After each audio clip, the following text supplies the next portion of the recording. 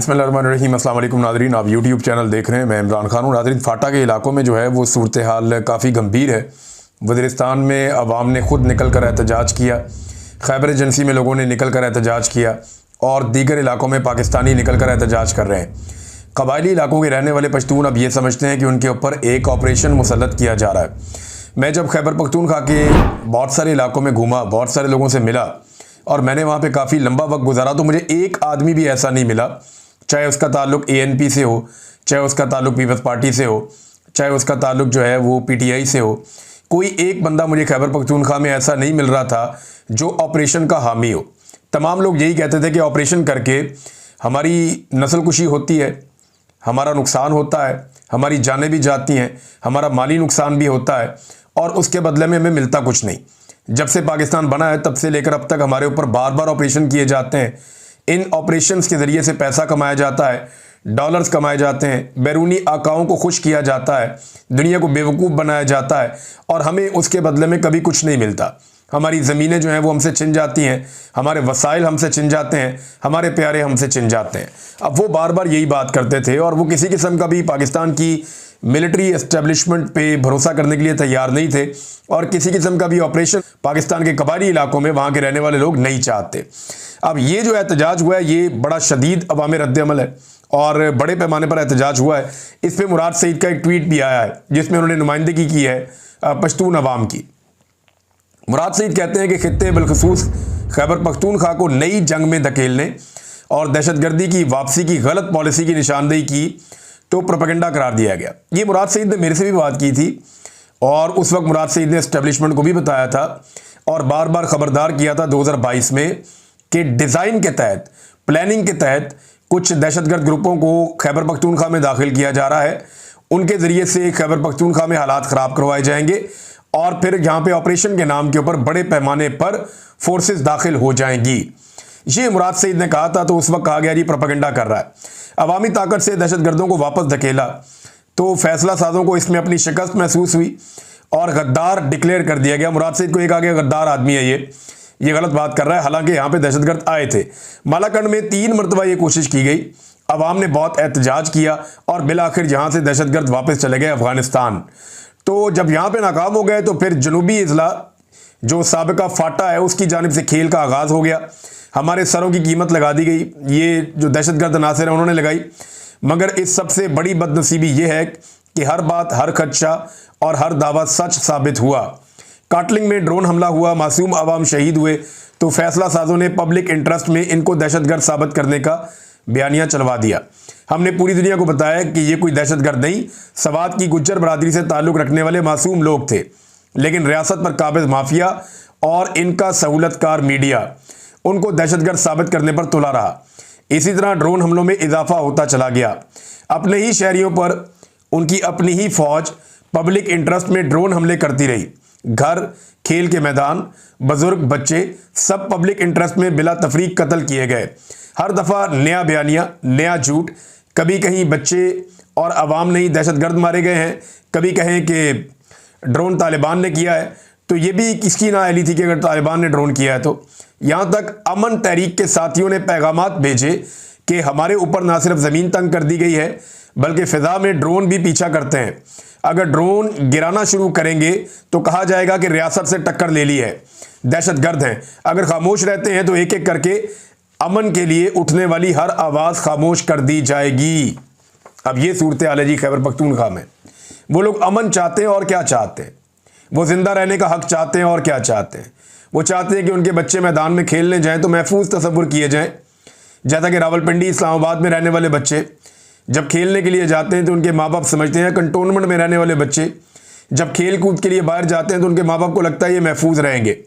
इसी तरह जो वज़ीरिस्तान में रहने वाले लोग हैं, जो फाटा में रहने वाले लोग हैं, वो यही चाहते हैं ना कि उनके बच्चे खेलने के लिए जाएँ तो महफूज रहें और उन्हें इस बात की फ़िक्र ना हो। अटैक हो जाता है, बच्चे शहीद हो जाते हैं। कभी जो बच्चे खेल रहे हैं उनके ऊपर अटैक हो जाता है और कभी कहा जाता है कि ये अटैक कोई और कर रहा है। और अब एक नया तमाशा शुरू होने लगा है। 18वीं तरमीम पास हो चुकी है, फाटा का इंतजाम हो चुका है, लेकिन चूंकि बड़ी गेम का हिस्सा बनने की ख्वाहिश और ऑफर है, इसलिए सूबाई हुकूमत और मुंतखब नुमाइंदों को बाईपास करके पुराने मकामी निज़ाम का नाम देकर पब्लिक इंटरेस्ट में नया तजर्बा करने जा रहे हैं। मकसद नई जंग या ऑपरेशन की आड़ में मादनियात पर कब्जा और बैनुल-अक़वामी मफादात हैं, वरना पब्लिक इंटरेस्ट की फिक्र होती तो बॉर्डर सिक्योरिटी की जिम्मेदारी सर अंजाम देते। इसके लिए तो सही गलत की कोई तौजीह नहीं थी। तो अब ये मुराद सईद दोबारा ये बता रहे हैं कि ये जो कुछ किया जा रहा है, फाटा का अगर मर्जर हुआ तो उसके फंड देना, ताकि वहाँ के लोगों पे खर्च किए जाएं, वहाँ को डेवलप किया जाए, वहाँ की सिक्योरिटी बेहतर की जाए। फंड आप देते नहीं हैं तो कैसे चीज़ें बेहतर होंगी? और फंड जानबूझकर रोके हुए हैं ताकि फाटा वापस वफाक के कब्जे में चला जाए। और यहाँ पे एक ऑपरेशन का प्लान हो रहा है। लोग इस बारे में बहुत खाइफ हैं। जो आवाज़ें इसके लिए उठती हैं उसके बारे में मुराद सईद कह रहे हैं कि फिर ड्रोन हमलों के जरिए खौफ फैलाया जाता है, फिर कर्फ्यू, फिर ऑपरेशन की ख्वाहिश का इजहार, और अब जिरगा सिस्टम बहाल करने जैसे नाम देकर नई चालें चली जा रही हैं। क्या ये इलाके जो हैं वो तजर्बागाह हैं? उन्होंने ये भी सवाल किया। अगर आपका ख्याल है कि आप ऑपरेशन का ऐलान करके एक मरतबा फिर हमें घरों से निकाल देंगे तो ये आपकी भूल है। ये 2008 नहीं है। कौम देख रही है कि जब रियासत किसी और महाद पर मसरूफ हो जाती है तो कैसे साबका फाटा में भी अमन आ जाता है। यानी यहाँ पे बदअमनी तभी होती है ना जब एस्टेब्लिशमेंट की यहाँ पे ज़्यादा हिलजुल शुरू हो जाती है तो बदअमनी शुरू हो जाती है। जब किसी और तरफ लगते हैं तो यहाँ पे अमन आ जाता है। ये मादनियात जब एस्टेब्लिशमेंट को भूल जाती है ना तब फाटा में अमन आ जाता है। जब एस्टेब्लिशमेंट वापस इन मादनियात की तरफ आती है तो फाटा में अमन खत्म हो जाता है। वहाँ के लोग भी यही कहते हैं कि ये मादनियात हमारी सबसे बड़ी दुश्मन है। तो डालड़ी जंग कह रहे हैं मुराद सईद कि डालड़ी जंग शुरू करके दुनिया को हमारे जनाजे दिखाकर ड्रोन में मासूम लोगों को शहीद करके डॉलर आप कमा लेंगे अगर आपको ये लगता है, और इन सब की आड़ में हमारे इलाकों के ज़खायर पर कब्जा कर लेंगे तो ये आपकी खाम ख्याली है। अब पब्लिक अपना इंटरेस्ट आपके बयानियों से नहीं जांचती। बाजोड़ से वज़ीरिस्तान तक जो खून रेजी का खेल खेला जा रहा है, अपनी ताकत को तूल देने के लिए बड़ी ताकतों की लड़ाई में रेलिवेंट रहने और हमारे वसाइल को अपने मफादात के लिए इस्तेमाल करने के लिए इन ड्रामों को बंद करना होगा। गुज़िश्ता 3 सालों में कल और आज जिस अंदाज से लोग निकले हैं, आपको अपनी पॉलिसी पर नज़रसानी करनी होगी। ये आपके अपने इंटरेस्ट में बेहतर होगा।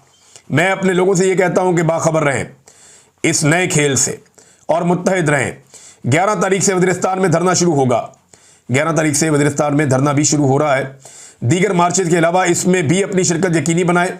ये पूरा खेल जिस तरह अनफोल्ड हो रहा है इसकी तफसील मैंने आपके अमन नुमाइंदों को पहले ही बता दी है।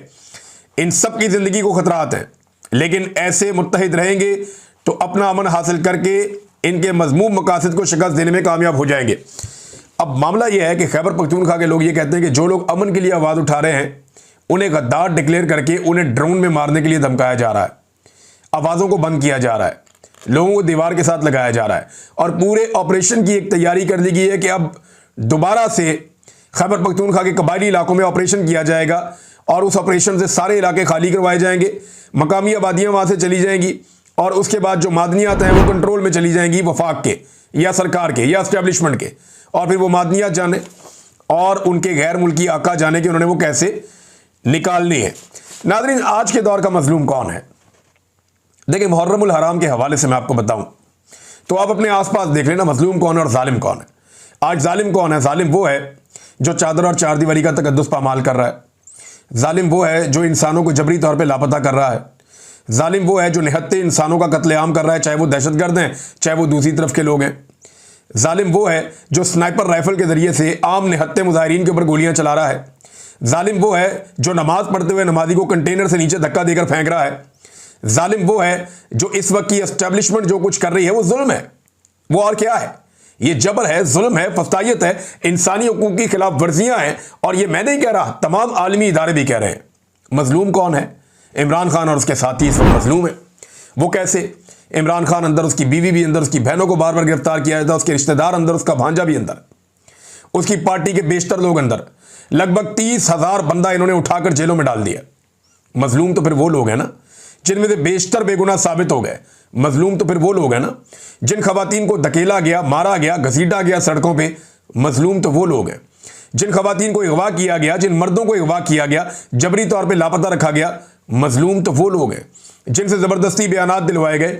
मजलूम तो वो लोग हैं जिन्हें बगैर किसी जुर्म के अजीबो गरीब किस्म की सजाएं और टॉर्चर का सामना करना पड़ा। मजलूम वो लोग हैं। तो आज आप जालिम के साथ खड़े हैं, मजलूम के साथ खड़े हैं। मुझे पाकिस्तानी होने पे इसलिए फख्र है कि पाकिस्तानियों की अक्सरियत मजलूम के साथ खड़ी होती है। जिस वक्त उन्हें जो मजलूम लगता है, जब फातिमा जिन्ना मजलूम थी तो पाकिस्तानियों की अक्सरियत फातिमा जिन्ना के साथ खड़ी थी। जब बेनज़ीर मजलूम थी तो पाकिस्तानियों की अक्सरियत बेनज़ीर के साथ खड़ी थी। जब नवाज शरीफ मजलूम था तो पाकिस्तानियों की अक्सरियत उधर जाके खड़ी हो गई थी। आज इमरान खान मजलूम है और पाकिस्तानियों की अक्सरियत इमरान खान के साथ आकर खड़ी है। लेकिन ये जो इमरान खान के साथ हो रहा है ना, ये वाहिद आदमी इनको टकर गया निज़ाम को जो वापस जवाब देता है, रिटेलिएट करता है। ज़्यादातर लोग हाथ बांध कर बैठ जाते हैं, मजबूर हो जाते हैं, डर जाते हैं, खौफजदा हो जाते हैं। जैसा कि नवाज शरीफ या आसिफ जरदारी कंप्रोमाइज़ हो गए थे, लेकिन इमरान खान कंप्रोमाइज़ नहीं हो रहा, डील नहीं कर रहा। बड़ा मजबूत आदमी है, मजलूम होने के बावजूद डटा हुआ है, लिहाजा कौम भी उसके साथ ज़्यादा शिद्दत के साथ खड़ी है। आज लगभग 90% पाकिस्तान इमरान खान के साथ खड़ा है। सिक्योरिटी फोर्सेस के अंदर जो सर्वे हुआ गंडापुर के मुताबिक 88% मकबूलियत है इमरान खान की, और ओवरऑल वो कहते हैं 93% है। ये गंडापुर का दावा है।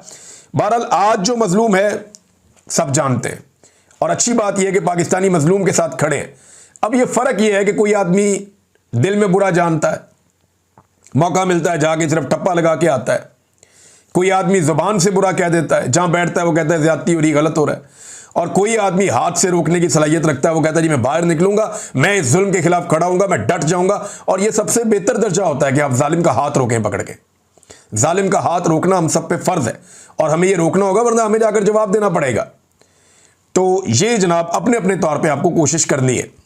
नाज़रीन, मोहसिन नकवी साहब की हालत यह है कि आशूरा के जुलूस में गए निसार हवेली से, और वहाँ पे भी उनके आसपास कमांडोज, पुलिस पूरे घेरे के अंदर वो वहाँ पे ट्रैवल कर रहे थे।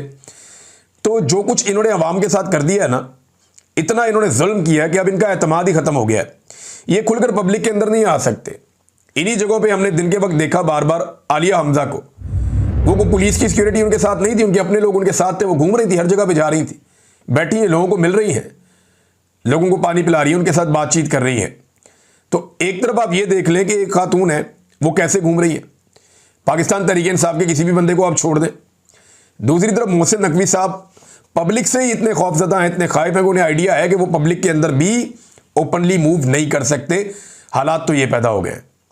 हालांकि मोहसिन नकवी को इमरान खान के लेवल का लीडर तो है नहीं, वो एक मीडिया मालिक है और आर्मी चीफ से उनका एक ताल्लुकदारी है। उस ताल्लुकदारी की वजह से वो वज़ीर आला पंजाब बन गया था, उसी ताल्लुकदारी की वजह से वो आज वज़ीर दाखिला है। और तो उसके पल्ले कख नहीं है ना। और कौन है मोहसिन नकवी, कौन जानता है? चौधरियों का रिश्तेदार था, हमें यह पता था, या इसने एक सहाफत करते करते एक चैनल बना लिया था, हमें यह पता था। इसके अलावा तो इसका कोई तारुफ नहीं है ना। इसके अलावा तो अब इसका तारुफ यह बना ना कि आर्मी चीफ जो मौजूदा आए हैं उनके साथ इसकी रिश्तेदारी है, जिसकी वजह से ये पहले बन गया वज़ीर आला और उसके बाद बन गया वज़ीर दाखिला, और पीसीबी का चेयरमैन बनने का इसको शौक था, वो भी ये बन गया कि जनाब मैंने ये भी बनना है, वो भी बन गया। तो ये इसका टोटल तारुफ है। अब नाज़रीन, एक और सुहेल वड़ाइच साहब ने एक तजिया किया है। मैं हैरान हो जाता हूँ कि ये लोग ये इस तरह के स्टेटमेंट्स कैसे दे सकते हैं, हैरत होती है मुझे। सुहेल वड़ाइच साहब कहते हैं जी कि एस्टेब्लिशमेंट के बाद तशद्दुद का आईनी इख्तियार है, तशद्दुद पर उसकी मोनोपोली है, बाकी कोई तशद्दुद करे तो एस्टेब्लिशमेंट उसे कुचल देती है, यही रियासत होती है। एक तो तशद्दुद किसी और ने किया नहीं, कोई तशद्दुद की पॉलिसी पाकिस्तान तहरीक इंसाफ की नहीं है, ये सारे मानते हैं और जानते हैं। बड़े पुरअमन तरीके से हर जगह पे वो आते हैं। उनको अगर कोई ना मारे, उनके ऊपर आंसू गैस ना फेंके, उनको डंडे ना मारे, वो आंसू गैस का गोला उठा के वापस फेंकते हैं। उन्हें जब कोई मारता है तो वो तो तहरीक लब्बैक की तरह रिटेलिएट भी नहीं करते बेचारे। 7-7, 8-8 हज़ार बंदा उनका गिरफ्तार हो जाता है एक ही दिन में। कैसे हो जाता है? तहरीक लब्बैक का इतना बंदा आप एक दिन में गिरफ्तार करें ना, वो वापस डंडे मारते हैं, पुलिस वालों से कलमे पढ़ाते हैं, वो दोबारा इस्लाम कबूल करवाते हैं पुलिस वालों को। मैंने खुद बहुत सारी वीडियो देखी है, अपने सामने मैं देखता हूँ ये सारी चीज़ें। तो सुहेल वड़ाइच साहब एक सीनियर सहाफ़ी हैं, इस उम्र में आके उनको आइन और कानून के बारे में पता होना चाहिए। एक तो वो फौज को रियासत कहते हैं, जो गलत है। रियासत का आईने पाकिस्तान के अंदर एक आर्टिकल मौजूद है, मैंने पहले भी हवाला दिया कि उसको पढ़ें, आपको आइडिया हो कि रियासत क्या होती है। और दूसरा ये कहना कि रियासत के बाद तशद्दुद का आईनी इख्तियार है, ये कोई आईनी इख्तियार, तशद्दुद का तो आईनी इख्तियार होता ही नहीं है। ये तो एस्टेब्लिशमेंट के बाद ऐसा कोई इख्तियार है ही नहीं। एस्टेब्लिशमेंट कहते किससे हैं? मिलिट्री इंटेलिजेंस, मिलिट्री एस्टेब्लिशमेंट है ना एक्चुअली। फौज के चंद आला अफसरान और उनके साथ चंद लोग बैठे हुए एक इकट्ठ सा बन जाता है, इसको एस्टेब्लिशमेंट कहते हैं। नॉर्मली ये आर्मी चीफ ही होता है, जो फैसला आर्मी चीफ ने किया वही एस्टेब्लिशमेंट का फैसला है। अब आइन और कानून में तो तशद्दुद की ममानियत है। यूज ऑफ फोर्स कितना होगा, कैसे होगा, किन कंडीशंस में होगा, ये तो बाकायदा कानून के अंदर, लॉ के अंदर लिखा हुआ है। तो ये तशद्दुद का इख्तियार, और वो भी आईनी इख्तियार, मेरी समझ से बाहर है। यहां तो सिर्फ गिरफ्तार करके अदालत में पेश करने का कानूनी और आईनी जवाब मौजूद है। अगर कोई आपके ऊपर गोली चला रहा है, आप उसके ऊपर गोली चला सकते हैं, बस ये मौजूद है। लेकिन कोई गोली नहीं चला रहा, निहत्था खड़ा हुआ, आप गोली मारेंगे तो कानून आपके खिलाफ हरकत में आएगा, और ये आइन और कानून के मुताबिक है। वही कह रहे हैं कि आईनी इख्तियार है तशद्दुद का। मुझे बातों का हैरत होती है। नाज़रीन, जो यानी जिस तरह की पॉलिटिकल पार्टी है, उसी तरह के उनके चाहने वाले भी हैं। यानी यहां पे आप अंदाजा करें कि एक तरफ ये कहा गया जनाब हमने एमएस भी मुअत्तल कर दिया क्योंकि एमएस गलत आदमी था, हमने जो है वो जो सीईओ है उसको भी मुअत्तल कर दिया क्योंकि वो भी गलत आदमी था। तो अब जनाब एक और खबर आई है उसी अस्पताल से जुड़ी हुई, डीएचक्यू अस्पताल जो है पाकपतन वाला, वहां से कि ऑक्सीजन की सप्लाई बरकरार रखने के लिए एमएस को जिस हेड नर्स ने, सलमा तुफैल साहिबा थी, जिन्होंने ये खत लिखा था, उनकी सर्विसेज महकमा हेल्थ को वापस कर दी गई, यानी उनको ओहदे से हटा दिया गया। यानी उस नर्स को ही, हेड नर्स को ही फारिग कर दिया जिसने एमएस को ये लिखा था कि ऑक्सीजन की सप्लाई खत्म हो रही है, बच्चे मर जाएंगे, इन्हें बचाना है तो सप्लाई का बंदोबस्त करें। वो कहते जी अस्पताल की शोहरत को नुकसान पहुंचा, अस्पताल की नहीं, मरियम नवाज की शोहरत को नुकसान पहुंचा है। यहीं से सारा मामला खुला है। इस खातून ने बर वक्त ये कहा था कि बच्चे फौत हो जाएंगे, ऑक्सीजन का बंदोबस्त करो, एमएस ने नहीं किया। आज एमएस गिरफ्तार है, इसको क्यों ओहदे से हटा रहे? इसको तो इनाम देना चाहिए था, इसको तो बुलाकर कहना चाहिए था, शाबाश देनी चाहिए थी कि आपने अच्छा किया, कि आपने निशानदेही की और अपनी ड्यूटी आपने पूरी की, लेकिन इसको भी हटा दिया गया। यहां से आप अंदाजा कर लीजिए। और नाज़रीन, जो प्राइवेटाइजेशन की इनकी पॉलिसी है वो भी बहुत बुरी तरह नाकाम हुई है। पंजाब हुकूमत की जानिब से अस्पतालों को प्राइवेटाइज करने का मनसूबा शुरू होने से कबल ही जवाल का शिकार हो गया है। मोहम्मद उमैर साहब ने इस बारे खबर दी है और 2 पेपर भी इसके साथ मुंसलिक किए हैं। वो ये बताते हैं कि मुजफ्फरगढ़ और ओकाड़ा में 2 अस्पताल प्राइवेटाइज होने के बाद प्राइवेट इंतजामिया ने अस्पताल चलाने से इनकार कर दिया। बसीरपुर में अस्पताल प्राइवेट और सरकारी होने के मसले में अमला ना होने के बायस 2 शहरी जान की बाजी हार गए। एक तो सरकारी अस्पतालों को प्राइवेटाइज करने का ये मंसूबा क्या है? यानी ये तो ये कर रहे हैं ना कि आवाम से पहले हेल्थ कार्ड छीन लिया, लोग अब इलाज करवाने के लिए सरकारी अस्पतालों की तरफ भागेंगे क्योंकि उन्हें मुफ्त इलाज चाहिए। वो भागेंगे, बेचारे जाएंगे सरकारी अस्पतालों में, जाएंगे और कहां जाएंगे? तो जब वो सरकारी अस्पतालों में पहुंचेंगे तो उन्हें पता चलेगा ये तो प्राइवेटाइज हो गया। यानी गरीब आदमी कहीं से भी इलाज ना करवा सके, ये अपनी सर्जरी करवाएं जाके वहां से, यूरोप से, ये पहुंच जाए उधर नीदरलैंड, वहां से जाके कहें जी हमने यहां पे सर्जरी करवानी है, फलाने फलाने यूरोप के मुल्क में हम आ गए हैं। ये अपना इलाज करवाएं जाके बरतानिया से, ये अपनी खांसी भी इनको आए इनके बच्चे को तो ये पहुंच जाए वहां पे कि जनाब वहां से हमने अपना इलाज करवाना है, बरतानिया से, यूरोप से। लेकिन गरीब आदमी जिस सरकारी अस्पताल में इलाज करवाने जाए वो भी प्राइवेटाइज हो जाए कि दो ये भी प्राइवेटाइज कर दो। और हालात ये पैदा कर दिए, इतने नालायक हैं कि ये काम भी वो ठीक से नहीं कर पा रहे। यानी रेवड़ियां जो बांट रहे हैं वो भी इनसे ठीक तरीके से नहीं खाई जा रही। नाज़रीन, सिंध वाले भी कोई इतना आगे नहीं है, उनके हालात जरा आप चेक करें। कल्यारी में बिल्डिंग गिरे हुए 2 दिन हो गए, अभी तक वो उस बिल्डिंग के मलबे से लाशें नहीं निकाल सके।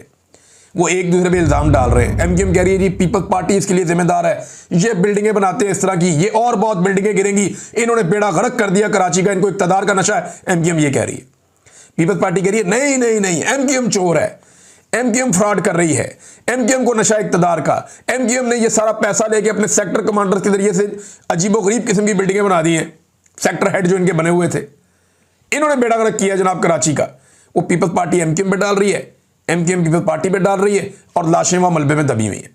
और कैपेसिटी इनकी ये है, रोला इन्होंने डाला हुआ था कि जहां सैलाब आ गया वहां पे लाशें क्यों नहीं मिल रही, वो वहां से तो लाशें मिल गई थी, उसके ऊपर तनकीद कर रहे थे।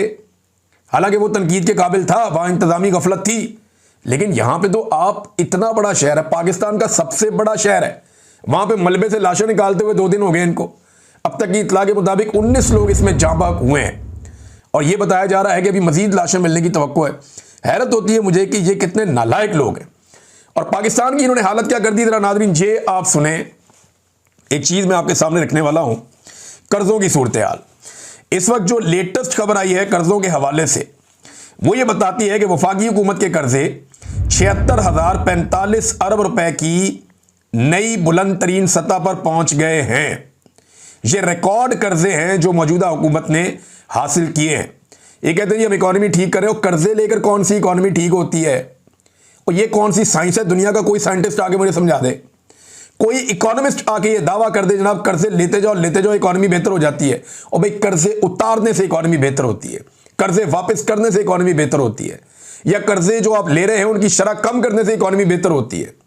पाकिस्तान के 77 साल के अंदर जो कर्जे लिए गए वो 75-76 साल में, 2022 तक 75 साल में जो कर्जे लिए गए ना पाकिस्तान में 2022 तक, जब तक इमरान खान साहब की हुकूमत थी, वो 43,000 अरब थे, 43,000 अरब रुपीज, बिलियन रुपीज। ये कर्जा लिया गया था पाकिस्तान बनने से लेकर 2022 में इमरान खान साहब की हुकूमत गिरने तक। कितना? 43,000 बिलियन, 43,000 अरब इमरान खान की हुकूमत गिरने के दिन तक। और उसके बाद से लेकर अब तक 3 सालों में जो कर्जा लिया गया ये पहुंचा दिया इन्होंने 76,000 अरब तक। अंदाजा कीजिए आप, 76,000 अरब तक का मतलब आपको पता है? 33,000 अरब कर्जा इन्होंने ले लिया 3 सालों में। 75 सालों में जितना कर्जा लिया उसके करीब करीब कर्जा इन्होंने 3 सालों में ले लिया। और अगर ये 1 साल और रुक गए या 1.5 साल और रुक गए तो ये डबल कर्जा ले लेंगे जितना पाकिस्तान बनने से लेकर अब तक पाकिस्तान ने लिया है। अंदाजा करें आप, ये कैसे जालिम हुक्मरान आए हैं। इन्होंने पाकिस्तान की पूरी मईशत को निचोड़ के रख दिया है। पाकिस्तान में जो सरमायाकारी है 50 साल की कम तरीन लेवल पे आ गई है। पाकिस्तानी सरमायाकार पाकिस्तान छोड़कर बाहर भाग रहे हैं। आज मुझे बेशुमार लोगों ने राब्ता किया कि जनाब अपनी प्रॉपर्टी, अपनी चीजें हम बेचकर पाकिस्तान से जा रहे हैं। एक दोस्त ने, वो पाकिस्तान के अंदर कारोबार करते हैं, उन्होंने बताया कि कोई आदमी जमीन का एक टुकड़ा खरीदने को तैयार नहीं है। कम कीमत में बेचता हूं, कोई लेना नहीं चाहता। लोग अपनी फैक्ट्रियां, अपनी चीजें ओने पोने बेचकर पाकिस्तान छोड़कर जा रहे हैं। वो ये कहते हैं ये मुल्क एस्टेब्लिशमेंट चलने ही नहीं देगी, जो हालात पैदा हो गए। ऐसी सूरत हाल में जब डॉक्टर्स जा रहे हैं, इंजीनियर्स जा रहे हैं, ब्रेन ड्रेन हो रहा है, उस वक्त इन्हें लगता है कि ये मईशत ठीक कर रहे हैं। ये गरीब आदमी का खून नचोड़ रहे हैं और अपनी तनख्वाहें और मुराद बढ़ाते चले जा रहे हैं, बढ़ाते चले जा रहे हैं, बढ़ाते चले जा रहे हैं। और उनको बढ़ाने के लिए ये अंधाधुंध कर्जे ले रहे हैं और उन्हीं कर्जों के नीचे पिस के हमारी ये हालत हो गई है। अब अगर पाकिस्तान में कोई अवामी हुकूमत आ भी जाए, फर्ज करें, तो इससे निकलना क्या आसान होगा? क्या इससे निकलना आसान होगा? 76,000 अरब के कर्जे हैं, इनसे निकलना आसान होगा? इनसे निकलने में आपको 2 दहाइयां लग जाएंगी कम से कम। और वो भी अगर कंटिन्यूटी रही और एस्टेब्लिशमेंट ने कोई नया पंगा ना लिया तो। अब तक के लिए इतना ही। अपना ख्याल रखिएगा, अपने चैनल का भी। अल्लाह हाफिज।